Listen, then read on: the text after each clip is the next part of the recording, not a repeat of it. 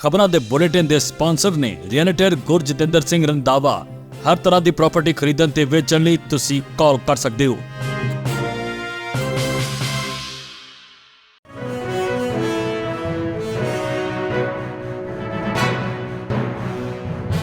सत श्री अकाल जी, तुसीं देख रहे हो पंजाब मेल USA TV ते मैं हां जी सुरभि। खबरां दे इस बुलेटिन च बहुत बहुत स्वागत। पेश आन देश विदेश नाल जुड़ियां होईयां कुछ खास ते चोणवीआं खबरां। 30 साल अमेरिका च रही ग्रीन कार्ड होल्डर नूं आइस ने कीता डिटेन। अमेरिका विच आइस दी वड्डी भर्ती मुहिम, डेपुटेशन ऑफिसर्स ते अटार्नीज दीआं असामियां लई जॉब फेयर। USCIS दा बैकलॉग रिकॉर्ड 1 करोड़ 13 लाख केसां तक पहुंचिया। इमीग्रेशन अर्जियां ते फैसले होर मुश्किल। अमेरिका में 14 दिन आइस कस्टडी च रहने तो बाद भारतीय म्यूजिशियन रिहा। अमेरिका तो भारतीय की वापसी वधी, डेपुटेशन के नाल स्वयं वापसी का रुझान भी तेज। अमेरिका के मेन सूबे विच आइस का वड्डा विस्तार, इमीग्रेंट्स लई वधी चिंता। हुण इन्हां खबरां दा विस्तार, इस दे नाल ही देश ते विदेश नाल जुड़ियां होईयां तमाम खबरां।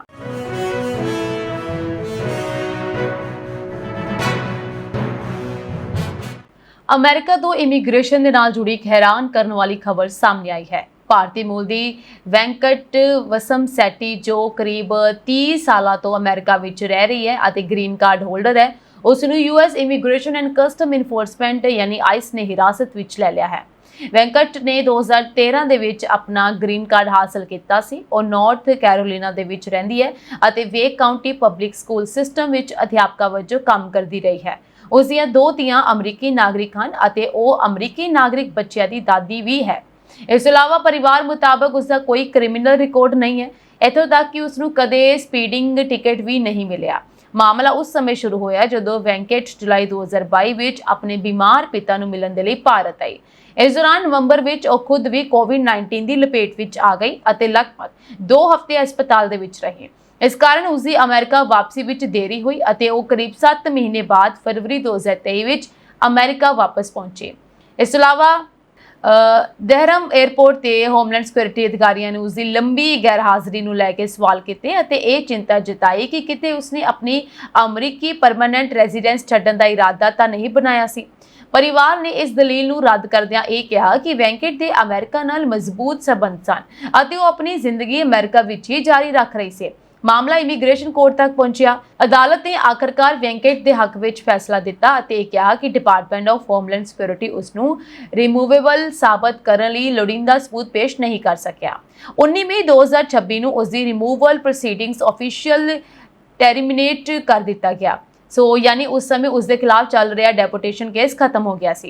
इस तो बाद मामले विच नवा मोड़ आया। रिपोर्ट मुताबिक 11 जुलाई ਨੂੰ ਵੈਂਕਟ ਦੀ ਆਈਸ ਨਾਲ ਅਪਾਇੰਟਮੈਂਟ ਸੀ।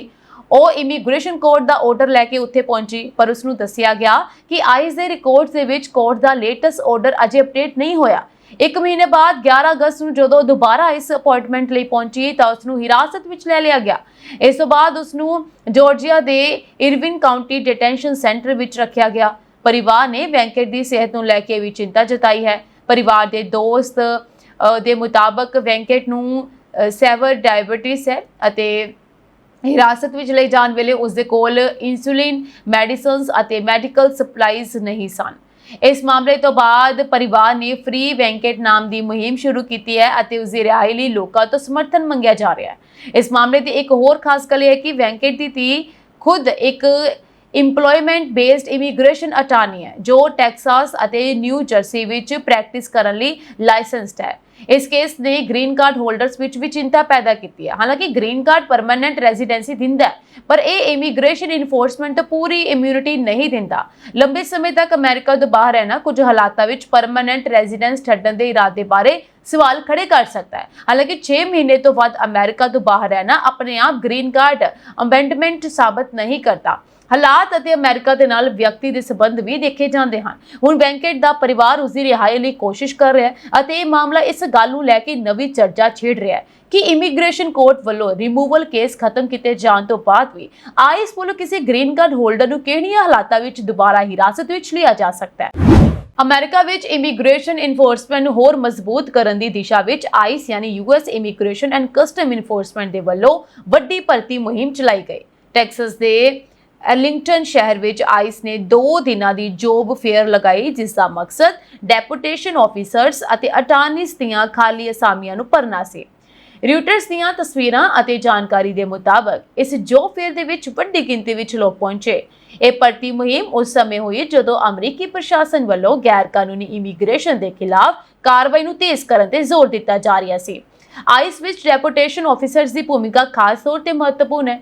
ਇਹ ਅਧਿਕਾਰੀ ਇਮੀਗ੍ਰੇਸ਼ਨ ਕਾਨੂੰਨਾਂ ਦੀ ਉਲੰਘਣਾ ਕਰਨ ਵਾਲੇ ਲੋਕਾਂ ਦੇ ਖਿਲਾਫ ਇਨਫੋਰਸਮੈਂਟ ਆਪਰੇਸ਼ਨਸ ਅਤੇ ਡੈਪੋਟੇਸ਼ਨ ਪ੍ਰੋਸੈਸ ਵਿੱਚ ਕੰਮ ਕਰਦੇ ਹਨ। ਇਸ ਜੌਬ ਫੇਅਰ ਦੌਰਾਨ ਆਈਸ ਅਧਿਕਾਰੀਆਂ ਵੱਲੋਂ ਮੀਡੀਆ ਦੇ ਨਾਲ ਸਵਾਲ ਜਵਾਬ ਵੀ ਕੀਤੇ ਗਏ। ਰਿਊਟਰਸ ਦੀਆਂ ਤਸਵੀਰਾਂ ਦੇ ਵਿੱਚ ਆਈਸ ਦੇ assistant director of field operations Matthew Allister ਨੂੰ ਵੀ ਮੀਡੀਆ ਕੁਐਸਚਨ ਆਨਸਰਸ ਵਿੱਚ ਹਿੱਸਾ ਲੈਂਦੇ ਦਿਖਾਇਆ ਗਿਆ। ਸੋ ਰਿਪੋਰਟਾਂ ਦੇ ਮੁਤਾਬਕ ਇਸ ਭਰਤੀ ਮੁਹਿੰਮ ਨੂੰ ਲੈ ਕੇ ਵਿਰੋਧ ਵੀ ਦੇਖਣ ਨੂੰ ਮਿਲਿਆ। ਕੁਝ ਪ੍ਰਦਰਸ਼ਨਕਾਰੀਆਂ ਨੇ ਜੌਬ ਫੇਅਰ ਵਿੱਚ ਆਉਣ ਵਾਲੇ ਸੰਭਾਵੀ ਉਮੀਦਵਾਰਾਂ ਦੇ ਖਿਲਾਫ ਨਾਅਰੇਬਾਜ਼ੀ ਕੀਤੀ।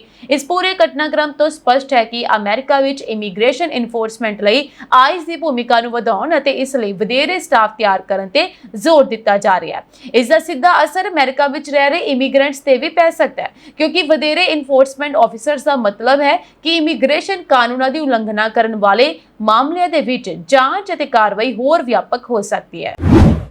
ਅਮਰੀਕਾ ਵਿੱਚ ਗ੍ਰੀਨ ਕਾਰਡ, ਵਰਕ ਪਰਮਿਟ, ਰੋਜ਼ਗਾਰ ਆਧਾਰਿਤ ਪਟੀਸ਼ਨਾਂ ਅਤੇ ਹੋਰ ਇਮੀਗ੍ਰੇਸ਼ਨ ਅਰਜ਼ੀਆਂ ਦੀ ਉਡੀਕ ਕਰ ਰਹੇ ਲੱਖਾਂ ਲੋਕਾਂ ਲਈ ਨਵਾਂ ਡੇਟਾ ਚਿੰਤਾ ਵਧਾਉਣ ਵਾਲਾ ਹੈ।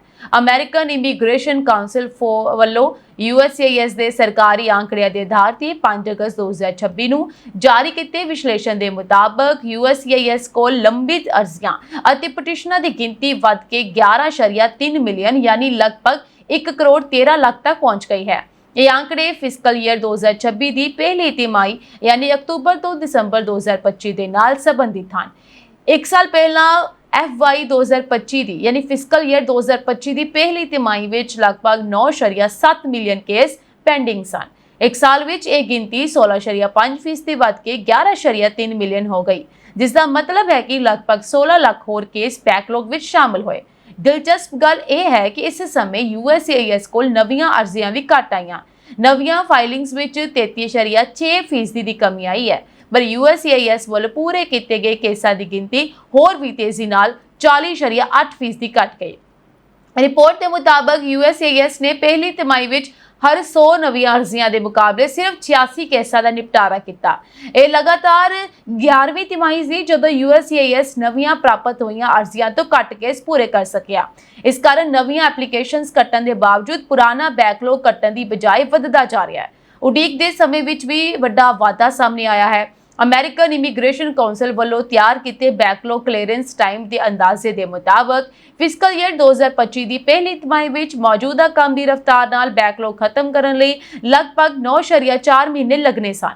ਫਿਸਕਲ ਈਅਰ 2026 ਦੀ ਪਹਿਲੀ ਤਿਮਾਹੀ ਵਿੱਚ ਇਹ ਅੰਦਾਜ਼ਾ ਵੱਧ ਕੇ 18.6 ਮਹੀਨੇ ਹੋ ਗਿਆ, ਲਗਭਗ ਦੁੱਗਣਾ। ਇਹ ਧਿਆਨ ਵਿੱਚ ਰੱਖਣਾ ਬਹੁਤ ਜ਼ਰੂਰੀ ਹੈ ਕਿ 18.6 ਮਹੀਨੇ USCIS ਵੱਲੋਂ ਹਰ ਵਿਅਕਤੀਗਤ ਕੇਸ ਲਈ ਦਿੱਤਾ ਆਫੀਸ਼ੀਅਲ ਪ੍ਰੋਸੈਸਿੰਗ ਟਾਈਮ ਨਹੀਂ, ਸਗੋਂ ਕਾਉਂਸਲ ਵੱਲੋਂ ਪੈਂਡਿੰਗ ਕੇਸਿਸ ਅਤੇ ਕੰਪਲੀਸ਼ਨਸ ਦੇ ਆਧਾਰ ਤੇ ਕੱਢਿਆ ਗਿਆ ਹੈ। ਸੋ ਇਹ ਬੈਕਲੌਗ ਇਸ ਆਧਾਰ ਨਾਲ ਕੱਢਿਆ ਗਿਆ ਇੱਕ ਕਲੀਅਰੈਂਸ ਅੰਦਾਜ਼ਾ ਹੈ। ਵਰਕ ਪਰਮਿਟ ਨਾਲ ਜੁੜੀ ਫਾਰਮ I-765 ਦੀ ਪੈਂਡਿੰਗ ਗਿਣਤੀ ਵਿੱਚ ਵੀ ਵੱਡਾ ਵਾਧਾ ਹੋਇਆ।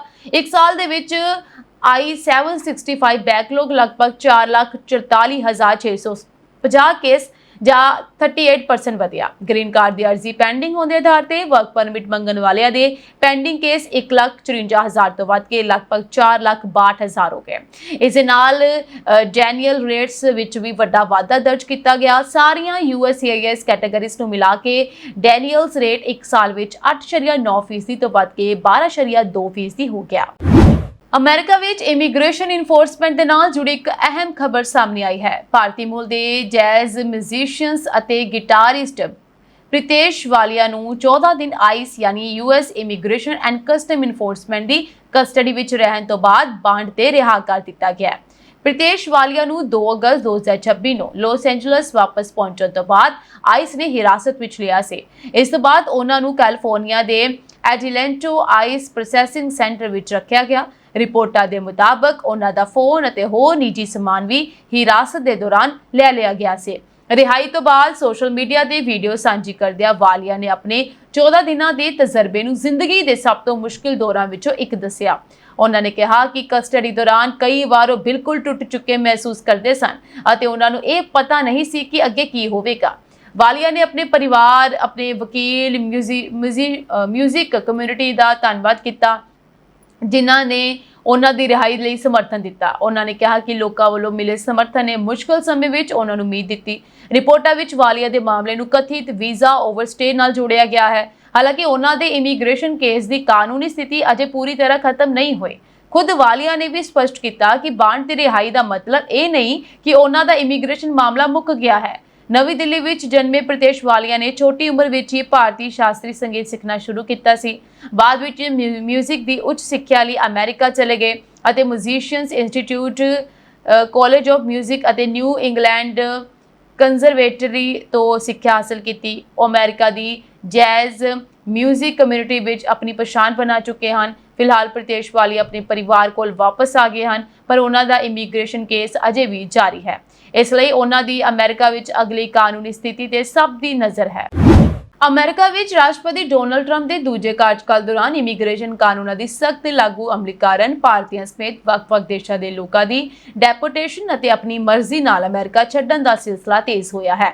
ਤਾਜ਼ਾ ਸਰਕਾਰੀ ਅਤੇ ਹੋਰ ਭਰੋਸੇਯੋਗ ਅੰਕੜਿਆਂ ਤੋਂ ਪਤਾ ਲੱਗਦਾ ਹੈ ਕਿ ਸਿਰਫ ਸਰਕਾਰੀ ਡੈਪੋਟੇਸ਼ਨ ਹੀ ਨਹੀਂ, ਸਗੋਂ ਸਵੈ ਵਾਪਸੀ ਅਤੇ ਅਦਾਲਤਾਂ ਰਾਹੀਂ ਆਪਣੀ ਮਰਜ਼ੀ ਨਾਲ ਦੇਸ਼ ਛੱਡਣ ਦੇ ਮਾਮਲੇ ਵੀ ਵੱਡੀ ਗਿਣਤੀ ਵਿੱਚ ਸਾਹਮਣੇ ਆ ਰਹੇ ਹਨ।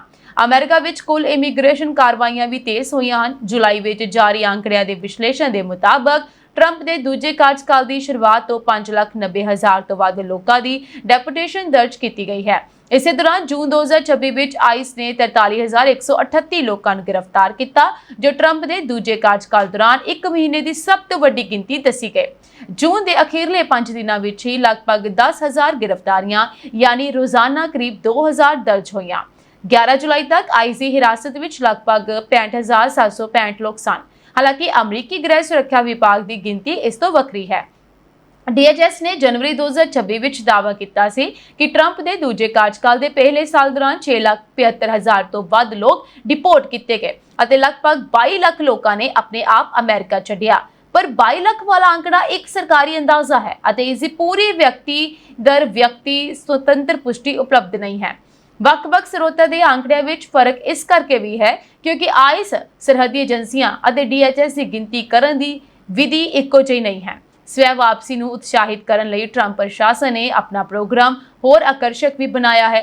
DHS ਦੀ ਮੌਜੂਦਾ ਜਾਣਕਾਰੀ ਦੇ ਮੁਤਾਬਕ CBP ਹੋਮ ਐਪ ਰਾਹੀਂ ਆਪਣੀ ਮਰਜ਼ੀ ਨਾਲ ਅਮਰੀਕਾ ਛੱਡਣ ਵਾਲੇ ਯੋਗ ਲੋਕਾਂ ਨੂੰ ਮੁਫਤ ਯਾਤਰਾ ਦੇ ਨਾਲ $2,600 ਦਾ ਵਾਪਸੀ ਭੱਤਾ ਦਿੱਤਾ ਜਾ ਰਿਹਾ ਹੈ। ਪਹਿਲਾਂ ਇਹ ਰਕਮ $1,000 ਸੀ। ਸਰਕਾਰ ਕੁਝ ਮਾਮਲਿਆਂ ਵਿੱਚ ਸਮੇਂ ਸਿਰ ਦੇਸ਼ ਨਾ ਛੱਡਣ ਕਾਰਨ ਲੱਗੇ ਜੁਰਮਾਨਿਆਂ ਨੂੰ ਮਾਫ ਕਰਨ ਦੀ ਵਿਵਸਥਾ ਵੀ ਦੱਸ ਰਹੀ ਹੈ। ਇਮੀਗ੍ਰੇਸ਼ਨ ਅਦਾਲਤਾਂ ਵਿੱਚ ਵੀ ਵੱਡੀ ਤਬਦੀਲੀ ਦੇਖਣ ਨੂੰ ਮਿਲੀ ਹੈ। ਜਨਵਰੀ 2025 ਤੋਂ ਮਾਰਚ 2026 ਤੱਕ 80,000 ਤੋਂ ਵੱਧ ਲੋਕਾਂ ਨੂੰ ਆਪਣੀ ਮਰਜ਼ੀ ਨਾਲ ਦੇਸ਼ ਛੱਡਣ ਦੇ ਅਦਾਲਤੀ ਹੁਕਮ ਮਿਲੇ, ਜੋ ਪਿਛਲੀ ਸਰਕਾਰ ਦੇ ਇਸੇ ਜਿਹੇ 15 ਮਹੀਨਿਆਂ ਦੇ ਮੁਕਾਬਲੇ 7 ਗੁਣਾ ਤੋਂ ਵੀ ਵੱਧ ਹਨ।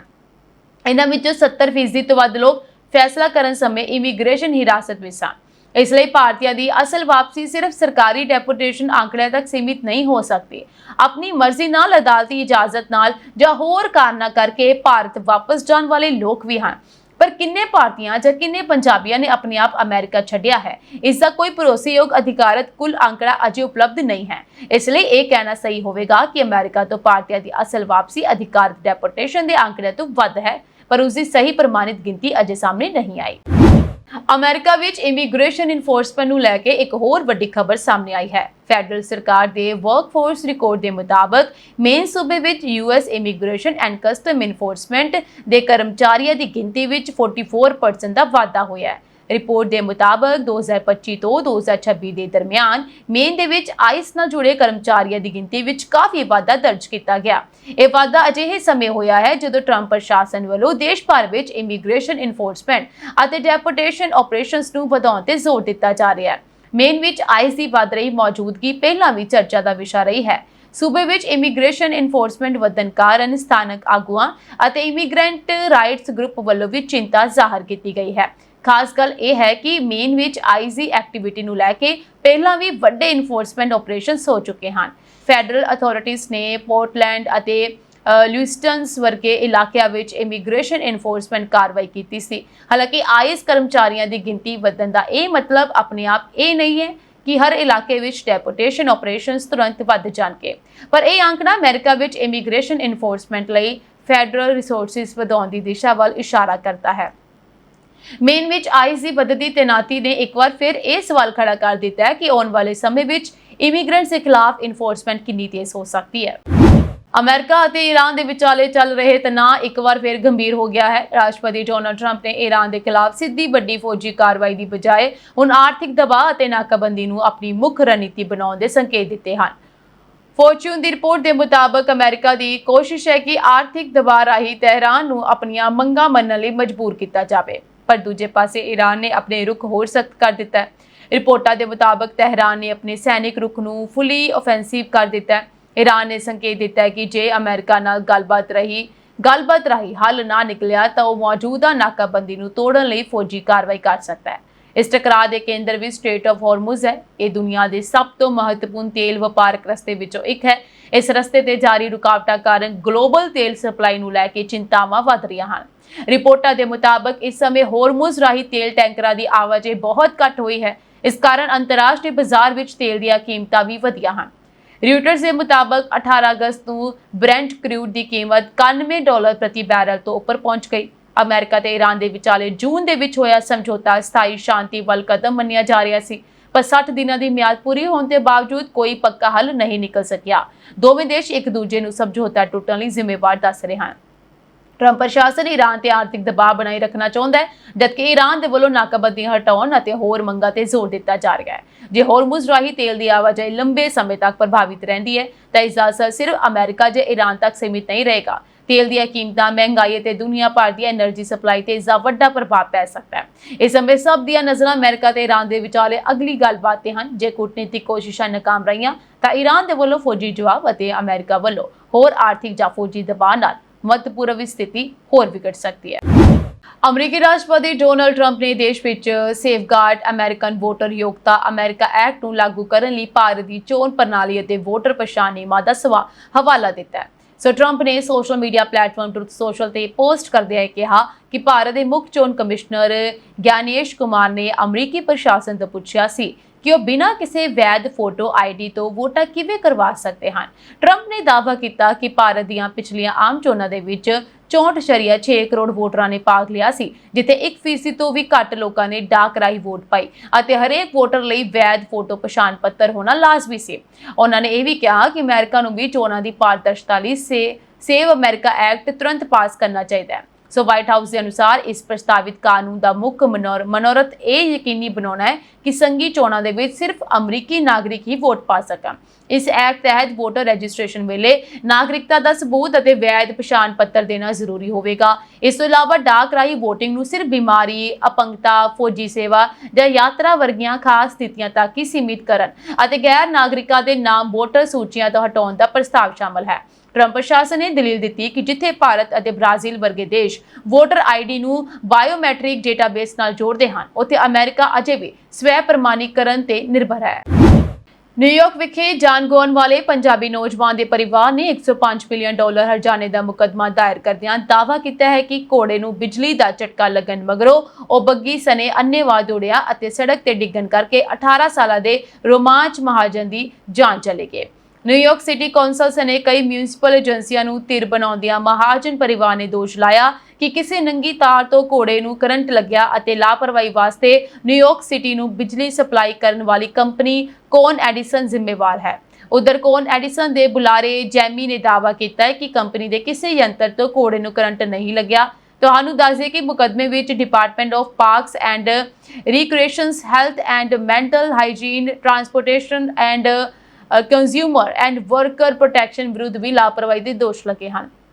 ਇਸੇ ਦੌਰਾਨ ਟਰਾਂਸਪੋਰਟ ਵਰਕਰਸ ਯੂਨੀਅਨ ਨੇ ਕਿਹਾ ਕਿ ਘੋੜੇ ਦੇ ਬੇਕਾਬੂ ਹੋਣ ਪਿੱਛੇ ਇਲੈਕਟ੍ਰੀਕਲ ਕਰੰਟ ਜ਼ਿੰਮੇਵਾਰ ਹੋਣ ਦਾ ਅਹਿਮ ਤੱਤ ਉਭਰਨ ਮਗਰੋਂ ਨਿਊਯਾਰਕ ਸਿਟੀ ਕੌਂਸਲ ਦੇ ਮੈਂਬਰਾਂ ਨੂੰ ਬੱਗੀਆਂ ਉਤੇ ਤਜਵੀਜ਼ਸ਼ੁਦਾ ਪਾਬੰਦੀ ਨੂੰ ਰੱਦ ਕਰ ਦੇਣਾ ਚਾਹੀਦਾ ਹੈ, ਪਰ ਮਹਾਜਨ ਪਰਿਵਾਰ ਲਗਾਤਾਰ ਘੋੜਿਆਂ ਦੇ ਨਾਲ ਖਿੱਚੀਆਂ ਜਾਣ ਵਾਲੀਆਂ ਬੱਗੀਆਂ ਦਾ ਵਿਰੋਧ ਕਰ ਰਿਹਾ ਹੈ। ਨਿਊਯਾਰਕ ਦੇ ਸੈਂਟਰਲ ਪਾਰਕ ਵਿੱਚ ਰੋਮਾਂਚ ਮਹਾਜਨ ਨੂੰ ਸ਼ਰਧਾਂਜਲੀ ਦਿੰਦਿਆਂ city council member Christopher Marty ਵੱਲੋਂ ਰਾਈਡਰ ਸਲਾਹ ਦਾ ਨਾਮ ਬਦਲ ਕੇ ਰੋਮਾਂਚ ਲਾ ਰੱਖਦਿਆਂ ਇਹ ਕਿਹਾ ਗਿਆ ਕਿ ਪਾਰਕ ਵਿੱਚ ਵਾਪਰਿਆ ਘਟਨਾਕ੍ਰਮ ਸ਼ਹਿਰ ਦੇ ਮੱਥੇ ਤੇ ਦਾਗ ਹੈ। ਕ੍ਰਿਸਟੋਫਰ ਨੇ ਮਹਾਜਨ ਪਰਿਵਾਰ ਦੀ ਚਿੱਠੀ ਵੀ ਪੜ੍ਹੀ, ਜਿਸ ਵਿੱਚ ਘੋੜਿਆਂ ਦੇ ਨਾਲ ਖਿੱਚੀਆਂ ਜਾਣ ਵਾਲੀਆਂ ਬੱਗੀਆਂ ਤੇ ਪਾਬੰਦੀ ਲਾਉਣ ਦੀ ਮੰਗ ਕੀਤੀ ਗਈ। ਇੱਥੇ ਦੱਸਣਾ ਬਣਦਾ ਹੈ ਕਿ ਪਠਾਨਕੋਟ ਦੇ ਨਾਲ ਸੰਬੰਧਿਤ ਦੀਪਕ ਮਹਾਜਨ ਜੂਨ ਮਹੀਨੇ ਦੌਰਾਨ ਆਪਣੀ ਪਤਨੀ ਅਤੇ ਬੱਚਿਆਂ ਦੇ ਨਾਲ ਸੈਰ ਸਪਾਟਾ ਕਰਨ ਨਿਊਯਾਰਕ ਪੁੱਜੇ, ਜਿਨ੍ਹਾਂ ਦੇ ਕਈ ਰਿਸ਼ਤੇਦਾਰ ਅਮਰੀਕਾ ਰਹਿੰਦੇ ਹਨ। ਪੂਰਾ ਪਰਿਵਾਰ ਬੱਗੀ ਵਿੱਚ ਬੈਠ ਕੇ ਸੈਂਟਰਲ ਪਾਰਕ ਦੀ ਸੈਰ ਕਰ ਰਿਹਾ ਸੀ ਜਦੋਂ ਘੋੜਾ ਡਰ ਗਿਆ ਅਤੇ ਅੰਨ੍ਹੇਵਾਹ ਦੌੜਨ ਲੱਗਾ। ਆਪਣੀ ਮਾਂ ਪ੍ਰਿਆ ਮਹਾਜਨ ਬਚਾਉਂਦਿਆਂ ਰੋਮਾਂਚ ਮਹਾਜਨ ਸੜਕ ਤੇ ਜਾ ਡਿੱਗਿਆ, ਜਿਸ ਨੂੰ ਨਾਜ਼ੁਕ ਹਾਲਤ ਵਿੱਚ ਹਸਪਤਾਲ ਲਿਜਾਇਆ ਗਿਆ। ਹਾਦਸੇ ਦੌਰਾਨ ਪ੍ਰਿਆ ਮਹਾਜਨ ਵੀ ਜ਼ਖਮੀ ਹੋਈ, ਪਰ ਰੋਮਾਂਚ ਦੇ ਸਿਰ ਵਿੱਚ ਸੱਟ ਵੱਜਣ ਕਰਕੇ ਇੰਟਰਨਲ ਬਲੀਡਿੰਗ ਸ਼ੁਰੂ ਹੋ ਗਈ ਅਤੇ ਉਸ ਦਾ ਬਚਾਅ ਨਾ ਹੋ ਸਕਿਆ। ਨਿਊਯਾਰਕ ਸਿਟੀ ਦੇ ਮੇਅਰ ਜ਼ੋਹਰਾਨ ਮਮਦਾਨੀ ਨੂੰ ਸ਼ਹਿਰ ਦੇ ਹਾਈ ਸਕੂਲ ਦੇ ਵਿਦਿਆਰਥੀਆਂ ਨੂੰ ਮੁਫਤ ਥੀਏਟਰ ਟਿਕਟਾਂ ਦੇਣ ਦੀ ਪਹਿਲਕਦਮੀ ਬਾਰੇ ਅੰਗਰੇਜ਼ੀ ਤੋਂ ਇਲਾਵਾ ਬੰਗਾਲੀ, ਮੈਡਰਿਨ ਅਤੇ ਸਪੈਨਿਸ਼ ਵਿੱਚ ਬੋਲਣ ਵਾਲੀਆਂ ਆਪਣੀਆਂ ਵੀਡੀਓਜ਼ ਜਾਰੀ ਕਰਨ ਤੋਂ ਬਾਅਦ ਉਹਨਾਂ ਦੀ ਬਹੁਭਾਸ਼ਾਈ ਮਹਾਰਤ ਲਈ ਤਾਰੀਫ ਮਿਲ ਰਹੀ ਹੈ। ਐਕਸ ਤੇ ਪੋਸਟ ਕੀਤੀਆਂ ਗਈਆਂ ਵੀਡੀਓਜ਼ ਵਿੱਚ ਮਮਦਾਨੀ ਇੱਕ ਅਜਿਹੇ ਪ੍ਰੋਗਰਾਮ ਨੂੰ ਉਜਾਗਰ ਕਰਨ ਲਈ ਬੰਗਾਲੀ, ਮੈਡਰਿਨ ਅਤੇ ਸਪੈਨਿਸ਼ ਵਿੱਚ ਬੋਲਦੇ ਹਨ, ਜਿਸ ਤਹਿਤ ਸ਼ਹਿਰ ਨੇ ਇੱਕ ਮੁਫਤ ਦਾਖਲਾ ਲੋਟਰੀ ਰਾਹੀਂ ਨਿਊਯਾਰਕ ਸਿਟੀ ਦੇ ਹਾਈ ਸਕੂਲ ਦੇ ਵਿਦਿਆਰਥੀਆਂ ਨੂੰ ਬ੍ਰੌਡਵੇ ਥੀਏਟਰ ਸ਼ੋਅ ਲਈ 2000 ਤੋਂ ਵੱਧ ਮੁਫਤ ਟਿਕਟਾਂ ਦੇਣ ਲਈ TDF ਨਾਲ ਸਾਂਝੇਦਾਰੀ ਕੀਤੀ ਹੈ। ਮਮਦਾਨੀ ਦੇ ਬਹੁਭਾਸ਼ਾਈ ਹੁਕਮ ਨੂੰ ਸੋਸ਼ਲ ਮੀਡੀਆ ਤੇ ਯੂਜ਼ਰਸ ਵੱਲੋਂ ਭਰਵਾਂ ਹੁੰਗਾਰਾ ਮਿਲ ਰਿਹਾ ਹੈ, ਜੋ ਉਹਨਾਂ ਦੇ ਸ਼ਾਨਦਾਰ ਲਹਿਜੇ, ਉਚਾਰਨ ਅਤੇ ਸਪਸ਼ਟਤਾ ਦੀ ਤਾਰੀਫ ਕਰ ਰਹੇ ਹਨ। ਉਹਨਾਂ ਦੀ ਬੰਗਾਲੀ ਵਾਲੀ ਵੀਡੀਓ ਤੇ ਟਿੱਪਣੀ ਕਰਦਿਆਂ ਇੱਕ ਯੂਜ਼ਰ ਨੇ ਅਕਸਰ ਕਿਹਾ, ਹੁਣ ਉਹ ਬੰਗਾਲੀ ਵਿੱਚ ਹੀ ਬੋਲ ਰਿਹਾ ਹੈ, ਇਹ ਆਦਮੀ ਕੀ ਨਹੀਂ ਕਰ ਸਕਦਾ। ਇੱਕ ਹੋਰ ਟਿੱਪਣੀ ਵਿੱਚ ਵੀ ਹੋਰ ਵੀ ਬਹੁਤ ਸਾਰੇ ਉਹਨਾਂ ਨੂੰ ਯੂਜ਼ਰਸ ਨੇ ਅਲੱਗ-ਅਲੱਗ ਤਰੀਕੇ ਨਾਲ ਕਮੈਂਟ ਕੀਤੇ। ਥਾਈਲੈਂਡ ਦੇ ਫੁਕੇਟ ਤੋਂ ਦਿੱਲੀ ਆ ਰਹੀ 에ਅਰ ਇੰਡੀਆ ਦੀ ਇੱਕ ਫਲਾਈਟ ਵਿੱਚ ਤੇਜ਼ ਟਰਬੂਲੈਂਸ ਦੀ ਘਟਨਾ ਤੋਂ ਬਾਅਦ 에ਅਰ ਇੰਡੀਆ ਨੇ ਆਪਣੇ ਪਾਇਲਟਸ ਦੀ ਸੁਰੱਖਿਆ ਜਾਂਚ ਹੋਰ ਸਖਤ ਕਰ ਦਿੱਤੀ ਹੈ। ਹੁਣ 에ਅਰ ਇੰਡੀਆ ਨੇ ਉਡਾਨ ਤੋਂ ਪਹਿਲਾਂ ਆਪਣੇ ਸਾਰੇ ਪਾਇਲਟਸ ਦਾ ਡੋਪ ਟੈਸਟ ਕਰਵਾਉਣਾ ਸ਼ੁਰੂ ਕਰ ਦਿੱਤਾ ਹੈ। ਇਸ ਨਵੀਂ ਪ੍ਰਕਿਰਿਆ ਤਹਿਤ ਹੁਣ ਤੱਕ 300 ਤੋਂ ਵੱਧ ਪਾਇਲਟਸ ਦੇ ਟੈਸਟ ਕੀਤੇ ਜਾ ਚੁੱਕੇ ਹਨ। ਸ਼ੁਰੂਆਤੀ ਜਾਂਚ ਵਿੱਚ 2 ਹੋਰ ਪਾਇਲਟਸ ਦੇ ਸੈਂਪਲ ਪੋਜ਼ਿਟਿਵ ਆਏ। ਦੋਵਾਂ ਪਾਇਲਟਸ ਨੂੰ ਅੰਤਿਮ ਰਿਪੋਰਟ ਆਉਣ ਤੱਕ ਉਡਾਨ ਦੀ ਡਿਊਟੀ ਤੋਂ ਹਟਾ ਦਿੱਤਾ ਗਿਆ। ਇਹ ਪੂਰਾ ਮਾਮਲਾ 4 ਅਗਸਤ ਨੂੰ ਵਾਪਰੀ ਇੱਕ ਗੰਭੀਰ ਹਵਾਈ ਘਟਨਾ ਤੋਂ ਬਾਅਦ ਸਾਹਮਣੇ ਆਇਆ ਹੈ। ਫੁਕੇਟ ਤੋਂ ਦਿੱਲੀ ਆ ਰਹੀ 에ਅਰ ਇੰਡੀਆ ਦੀ ਫਲਾਈਟ ਤੇਜ਼ ਟਰਬੂਲੈਂਸ ਵਿੱਚ ਫਸ ਗਈ ਸੀ। ਟਰਬੂਲੈਂਸ ਦੌਰਾਨ ਜਹਾਜ਼ ਦੇ ਵਿੱਚ ਹਵਾ ਦੇ ਬਹੁਤ ਤੇਜ਼ ਝਟਕੇ ਮਹਿਸੂਸ ਹੋਏ। ਜਾਣਕਾਰੀ ਦੇ ਅਨੁਸਾਰ ਜਹਾਜ਼ ਕੁਝ ਸਮੇਂ ਲਈ ਲਗਭਗ 300 ਫੁੱਟ ਹੇਠਾਂ ਆ ਗਿਆ ਸੀ। ਇਸ ਘਟਨਾ ਨੇ ਜਹਾਜ਼ ਦੀ ਸੁਰੱਖਿਆ ਤੇ ਕਾਕਪਿਟ ਵਿੱਚ ਮੌਜੂਦ ਪਾਇਲਟਸ ਦੀ ਸਥਿਤੀ ਬਾਰੇ ਵੀ ਸਵਾਲ ਖੜੇ ਕੀਤੇ ਸਨ। ਘਟਨਾ ਨਾਲ ਜੁੜੀ ਜਾਣਕਾਰੀ ਦੇ ਅਨੁਸਾਰ ਟਰਬੂਲੈਂਸ ਦੌਰਾਨ ਕੁਝ ਸਕਿੰਟਾਂ ਲਈ ਜਹਾਜ਼ ਦੇ ਕੰਟਰੋਲ ਸਿਸਟਮ ਦੇ ਵਿੱਚ ਵੀ ਗੜਬੜ ਹੋਈ ਸੀ। ਦੱਸਿਆ ਗਿਆ ਹੈ ਕਿ ਐਲੀਵੇਟਰ ਅਤੇ ਐਲੇਰੋਨ ਕੁਝ ਸਮੇਂ ਲਈ ਪਾਇਲਟ ਦੀ ਕਮਾਂਡ ਤੋਂ ਬਿਨਾਂ ਹਿਲਦੇ ਰਹੇ। ਇਸੇ ਦੌਰਾਨ ਆਟੋ ਪਾਇਲਟ ਵੀ ਬੰਦ ਹੋ ਗਿਆ ਅਤੇ ਕਾਕਪਿਟ ਵਿੱਚ ਸਟਾਲ ਵਾਰਨਿੰਗ ਆਉਣ ਦੀ ਜਾਣਕਾਰੀ ਸਾਹਮਣੇ ਆਈ। ਇਸ ਸਥਿਤੀ ਤੋਂ ਬਾਅਦ ਫਾਸਟ ਆਫੀਸਰ ਨੇ ਜਹਾਜ਼ ਨੂੰ ਕੰਟਰੋਲ ਕਰਨ ਲਈ ਲੋੜੀਂਦੀ ਕਾਰਵਾਈ ਕੀਤੀ। ਕੁਝ ਸਮੇਂ ਬਾਅਦ ਜਹਾਜ਼ ਦਾ ਹਾਈਡ੍ਰੋਲਿਕ ਸਿਸਟਮ ਮੁੜ ਕੰਮ ਕਰਨ ਲੱਗ ਪਿਆ ਅਤੇ ਫਲਾਈਟ ਕੰਟਰੋਲ ਸਰਫੇਸ ਵੀ ਠੀਕ ਤਰ੍ਹਾਂ ਕੰਮ ਕਰਨ ਲੱਗੇ। ਫਲਾਈਟ ਵਿੱਚ ਵਾਪਰੀ ਘਟਨਾ ਤੋਂ ਬਾਅਦ 에ਅਰ ਇੰਡੀਆ ਦੀ ਮਿਆਰੀ ਪ੍ਰਕਿਰਿਆ ਅਨੁਸਾਰ ਜਹਾਜ਼ ਦੇ ਦੋਵਾਂ ਪਾਇਲਟਸ ਦਾ ਲਾਜ਼ਮੀ ਡੋਪ ਟੈਸਟ ਕੀਤਾ ਗਿਆ ਸੀ। ਕੇਂਦਰੀ ਗ੍ਰਹਿ ਮੰਤਰੀ ਅਮਿਤ ਸ਼ਾਹ ਨੇ ਇੱਕ ਵੱਡਾ ਐਲਾਨ ਕਰਦਿਆਂ ਇਹ ਦੱਸਿਆ ਕਿ ਭਾਰਤੀ ਸੁਰੱਖਿਆ ਬਲਾਂ ਨੇ ਆਜ਼ਾਦੀ ਦਿਹਾੜੀ ਤੋਂ ਠੀਕ ਪਹਿਲਾਂ ਪਾਕਿਸਤਾਨੀ ਖੁਫੀਆ ਏਜੰਸੀ ISI ਦੁਆਰਾ ਚਲਾਏ ਜਾ ਰਹੇ ਸ਼ਹਿਜ਼ਾਦ ਪੱਟੀ ਨੈਟਵਰਕ ਦਾ ਪਰਦਾਫਾਸ਼ ਕਰਕੇ ਇਸ ਦੇ 200 ਤੋਂ ਵੱਧ ਮੈਂਬਰਾਂ ਨੂੰ ਗ੍ਰਿਫਤਾਰ ਕੀਤਾ ਹੈ। ਸੁਰੱਖਿਆ ਬਲਾਂ ਨੇ ਦੇਸ਼ ਵਿਰੋਧੀ ਹਮਲਿਆਂ ਦੀ ਵੱਡੀ ਸਾਜ਼ਿਸ਼ ਨੂੰ ਨਾਕਾਮ ਕਰਦਿਆਂ ਇਸ ਗੈਂਗ ਦੇ 200 ਤੋਂ ਵੱਧ ਅੱਤਵਾਦੀਆਂ ਨੂੰ ਗ੍ਰਿਫਤਾਰ ਕੀਤਾ ਹੈ। ਗ੍ਰਹਿ ਮੰਤਰੀ ਨੇ ਸੋਸ਼ਲ ਮੀਡੀਆ ਪਲੇਟਫਾਰਮ ਤੇ ਪੋਸਟ ਸ਼ੇਅਰ ਕਰ ਜਾਣਕਾਰੀ ਦਿੱਤੀ ਕਿ ਭਾਰਤੀ ਸੁਰੱਖਿਆ ਬਲਾਂ ਨੇ ਦੇਸ਼ ਦੇ 14 ਸੂਬਿਆਂ 'ਚ ਇੱਕੋ ਸਮੇਂ ਆਪਰੇਸ਼ਨ ਚਲਾ ਕੇ ਇਸ ਅੱਤਵਾਦੀ ਨੈਟਵਰਕ ਦਾ ਪਰਦਾਫਾਸ਼ ਕੀਤਾ ਹੈ। ਇਹ ਕਾਰਵਾਈ ਅੱਤਵਾਦ ਵਿਰੁੱਧ ਭਾਰਤ ਦੀ ਜ਼ੀਰੋ ਟੋਲਰੈਂਸ ਨੀਤੀ ਦੀ ਸ਼ਾਨਦਾਰ ਉਦਾਹਰਣ ਹੈ। ਇਸ ਆਪਰੇਸ਼ਨ ਦੌਰਾਨ ਗ੍ਰਿਫਤਾਰ ਕੀਤੇ ਗਏ ਅੱਤਵਾਦੀਆਂ ਕੋਲੋਂ ਭਾਰੀ ਮਾਤਰਾ ਵਿੱਚ IED, ਪਾਕਿਸਤਾਨ ਆਰਡੀਨੈਂਸ ਫੈਕਟਰੀ ਦੇ ਮਾਰਕ ਵਾਲੇ ਹੈਂਡ ਗ੍ਰੇਨੇਡ, ਪਿਸਤੌਲ, ਜ਼ਿੰਦਾ ਕਾਰਤੂਸ ਅਤੇ ਜਾਸੂਸੀ ਲਈ ਵਰਤੇ ਜਾਂਦੇ CCTV ਕੈਮਰੇ ਬਰਾਮਦ ਕੀਤੇ ਗਏ ਹਨ।